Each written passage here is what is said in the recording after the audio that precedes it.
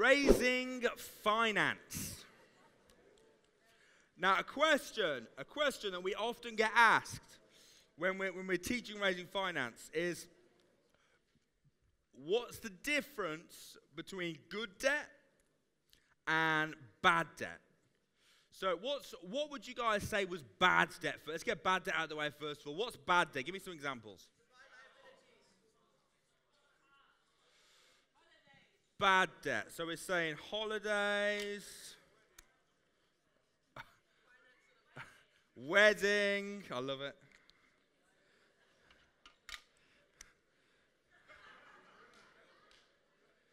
Are we saying wedding's bad debt or just bad financially altogether? What? Okay. So holidays, weddings, what else, guys? Cars. Interesting, we'll come back to that. Children. Do you have any children? You have two. Speaking from experience. What else? Bad debt. Give me some examples. Sorry? Ties? Oh, toys. I was going to say, I've never gone into debt to buy a tie before, but toys like what? Like material things that go down in value. I'm just going to write toys. So, thanks. Home improvement. Yeah.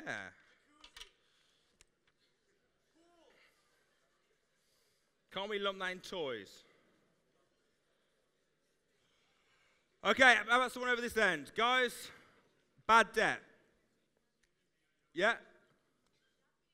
Shopping. Yeah? So that kind of be all... Yes? Sorry? Luxuries. Yeah, so like toys, home improvements. What else? Store car. Okay, so we all know what bad debt is, right? It's basically stuff that we kind of want, but we don't really need. Yeah, this is all bad debt. Stuff that we want that we don't really need.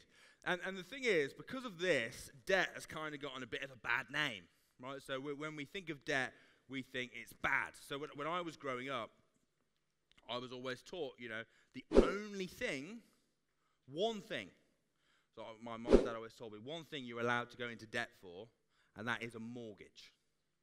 Outside of that, you never go into debt, you never get any credit cards, you never get any car loans, interest, mortgage, everything else you pay for. And that was kind of what I did when I was growing up. So I'd always save. So I'd always buy my cars outright because I was saving for it. Anything like that. Anything I bought never ever went into any debt. Which is good in a way because it protects you from this. But it's not a very educated way of it's not a very smart way of living. Okay, so what's good debt?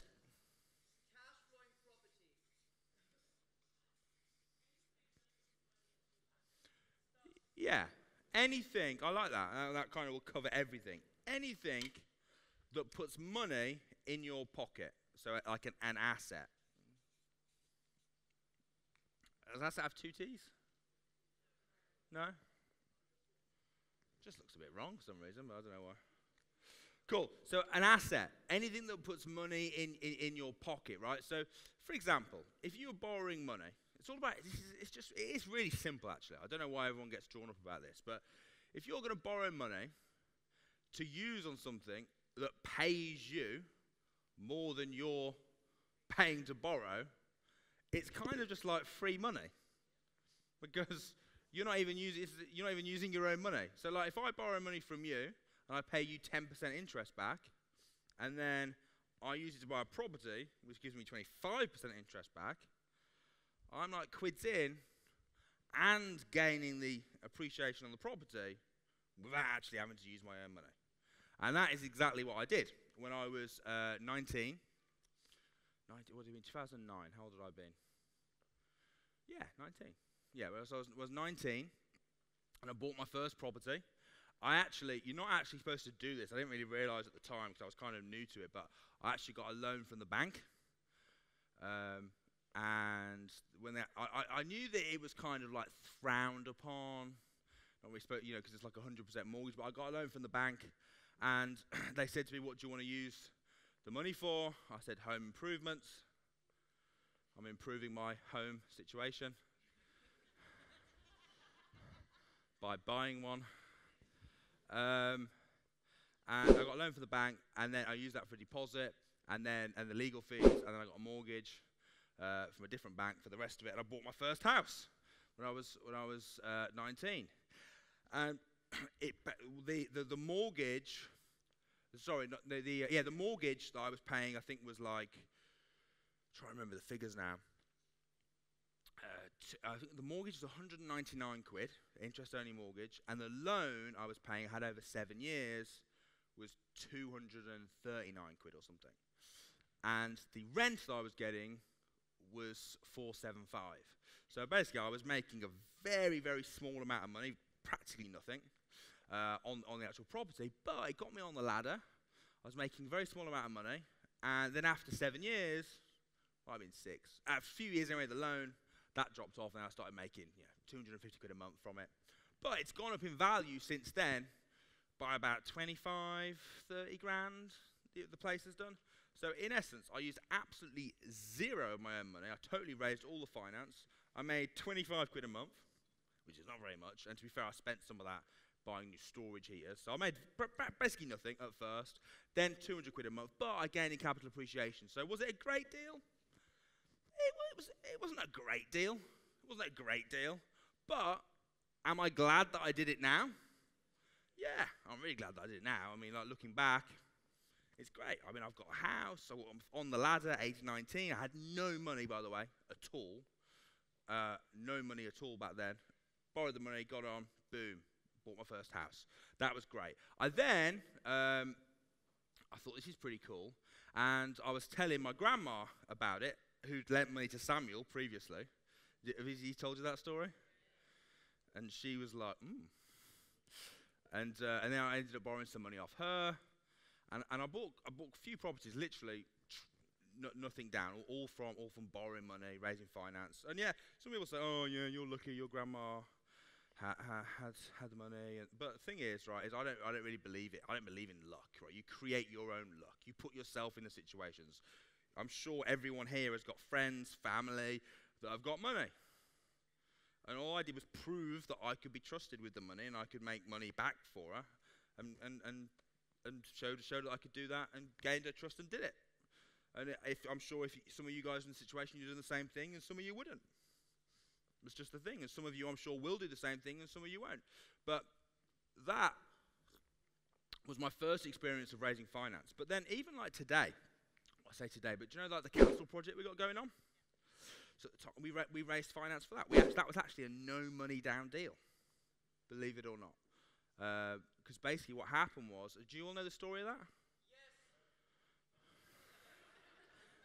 Yes. You do, awesome man. Okay, very, very quickly, not to bore people that don't know. So story of that is, we were going to buy the castle. It was £800,000 at the time. We didn't have masses of money in the account, right? So what we were going to do, we were going to put half the money down ourselves, and then with the other half, we were going to bridge. And we bought it at auction, so we had to complete. We had a certain deadline. The bridging company was just messing us around, yeah, but telling us it's going to be fine. We need this, need that. Anyway, we were like getting a bit stressed because it's 2 days for the deadline. We don't complete. We had to pay £80,000 penalty, which would have been a real pain in the ass. So it gets to the 2 days before, the bridging company ring us up and say, sorry, we've got to do a new survey now. This is going to take like about another 3 weeks, and then we'll be good to go.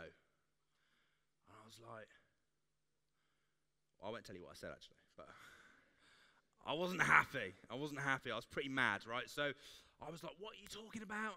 You promised us, we told you it was auction, this is the deadline. And we were like, crap, what are we going to do? We've got to raise £400,000 in like 2 days, which is quite a lot. So what we ended up doing was because we managed to raise the finance by messaging out and giving people a deal, just saying, hey, this is what we're doing, this is what we're buying. Would anyone like to be involved in this project? And we had loads of people coming to us. Why do you think that is? Yeah, brand. Right, it's because, and I'm not going to take any credit for this, it's not my brand, it's Samuel's brand, right? Because Samuel has got a big following,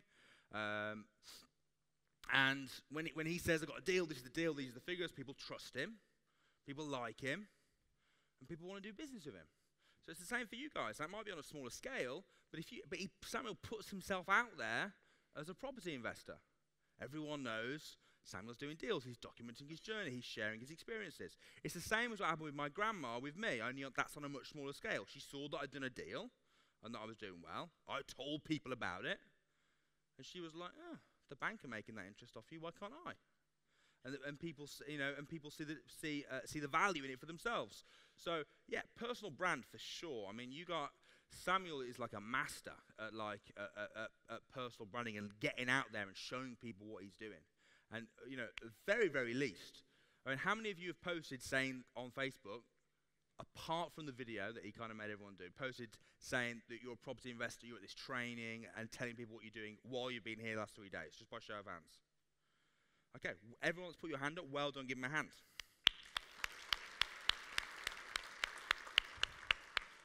Everyone that did, and that's okay. That's okay. It's fine. You don't have to. But if you want to create a personal brand, if you want to create people that are interested in doing business with you, you need to get out there and let people know what you're doing. And associating yourself with Samuel is a pretty good thing. I'm with Samuel Leeds, Samuel Leeds training. We met a woman the other day. We were looking to do some marketing business with her, and she was like, "Oh yeah, I've done this with Grant Cardone. I've done this with Russell Brunson." And all she'd done was been on their training, right? But we're like, okay, cool. So you've done Grant Cardone and Russell Brunson's.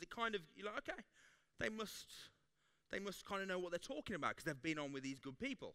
And you guys have got the same thing. I've done Samuel's outside of his academy mentoring. I've done his top level training with him personally.